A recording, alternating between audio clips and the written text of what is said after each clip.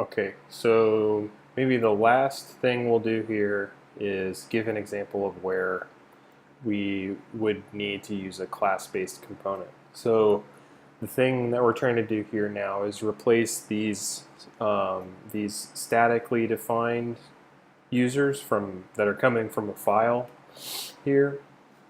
Try to replace those with with real results from a real API call.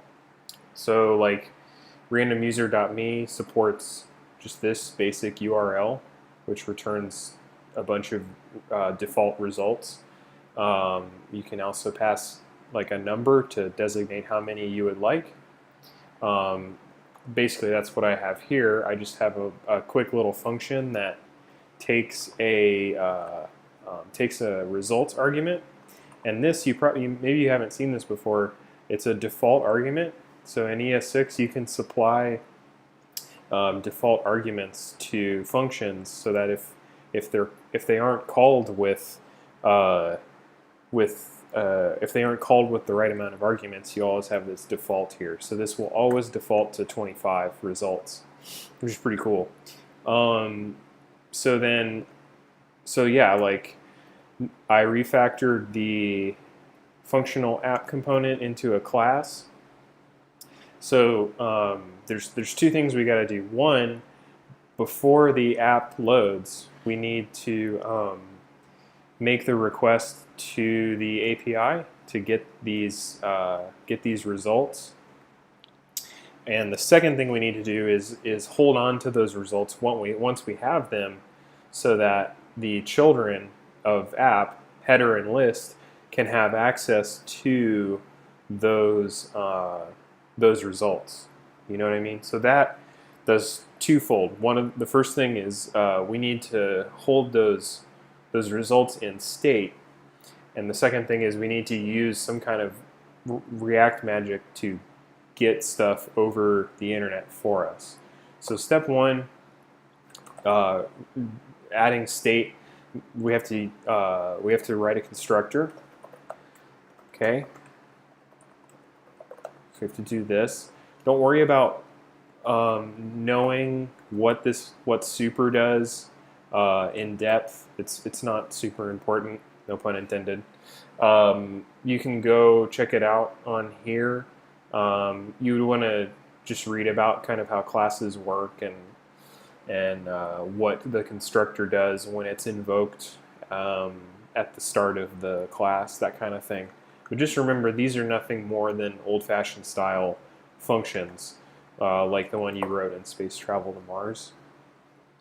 Okay, so what we would then do is say this.state equals, and then we model our state. I just want an array called users for right now. Okay?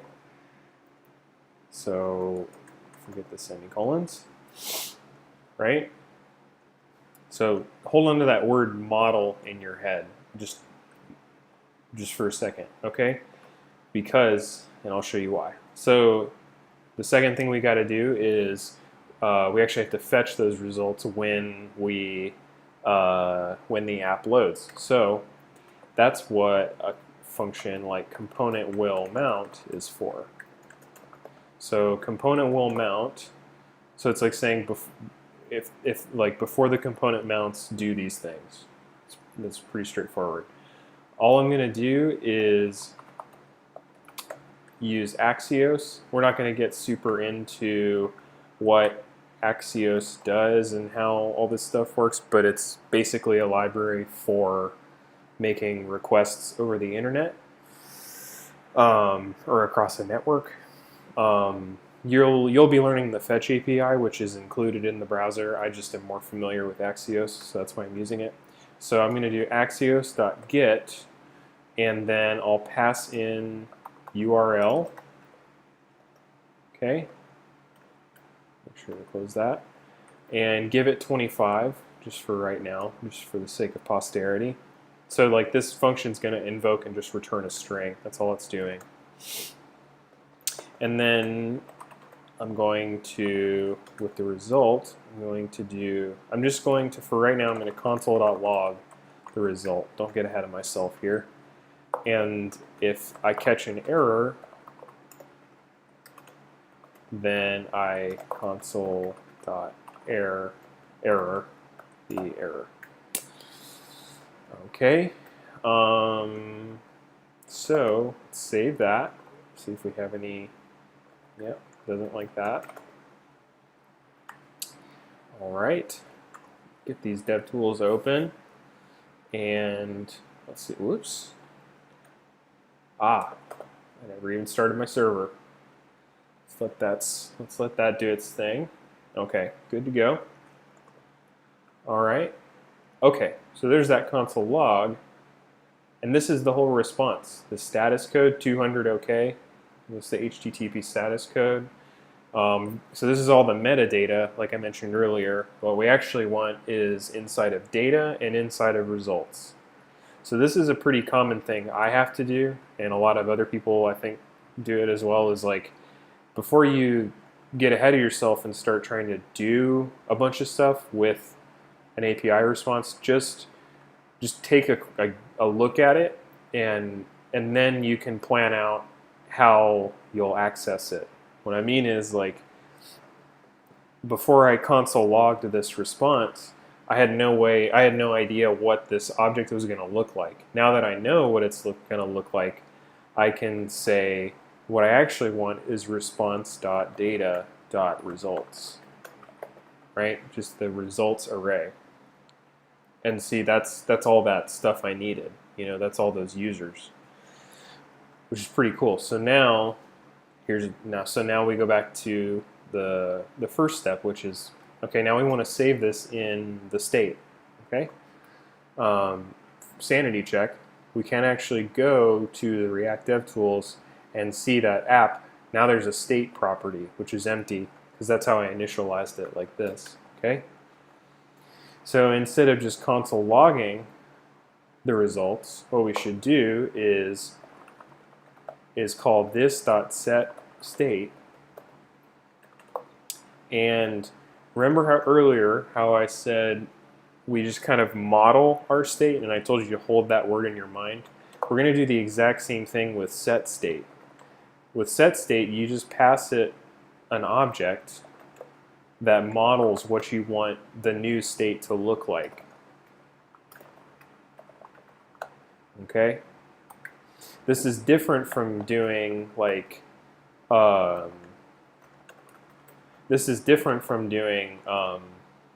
this.state.users equals res.data.results. Okay, this is not okay. You should not do this in React. This is more of an imperative style of mutating the state. You don't want to do that. You want to just use this.setState. It's the safest way to change stuff in the state. Okay, so forgot a semicolon,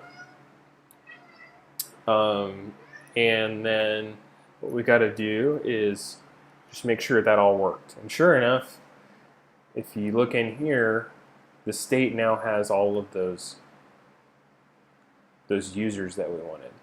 Okay. Now we're going to keep our fingers crossed. I believe I should be able to just swap out the dummy data for the state data. Okay. So let's see if this works. State.users. Okay. So now I'm actually calling this.state.users. Okay, let's see if it doesn't blow up in my face.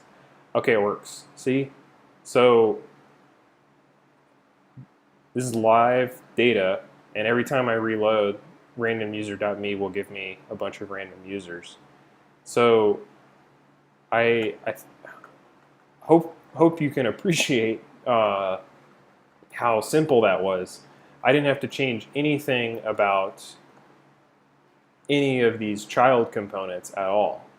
All I had to do was just make a quick API call, set the state when the API call comes back, and then yeah, everything worked because the object structure was still the same. That's a common development practice, is like trying to, and it's a good way to work on front end apps, is like if you know you're going to need to call an API, use your browser or something to go look at what the response looks like, and then copy it into a file like I did in this project, and then use it. Like put it in a JSON file and then use it. So pretty cool. And then we could even, like, if we change this somehow,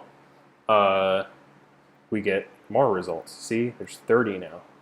So then we could abstract this logic out into its own method. So like we could do get users, okay, and number. So like the number of users, and just do this. Put this here, and then we can call this .get users. We'll say 30. Make sure to replace this with number. Actually, just to make sure, return this .get users. Just for the sake of posterity, we'll place this below there. And oh, it doesn't like when I do it that way. That's fine. Just do it like this. Okay, and as you can see, it's getting 28 now. So like if I had a like a button, if I had like a text field with a button, I could pass the value from that text field up to get users, and then get a bunch of responses. So, I mean, I would welcome you to try and figure out how to do that. It'd be a kind of an interesting task. So I think I'm going to stop here. But the point of this last video is just to show you, okay, this is an example where, yes, you should use a class component. If you need to hold some internal state, and if you have like some lifecycle methods you need, like component will mount, this would be the time to refactor. So I hope you enjoyed this, and hope it's helpful. As always, let me know if you have any questions.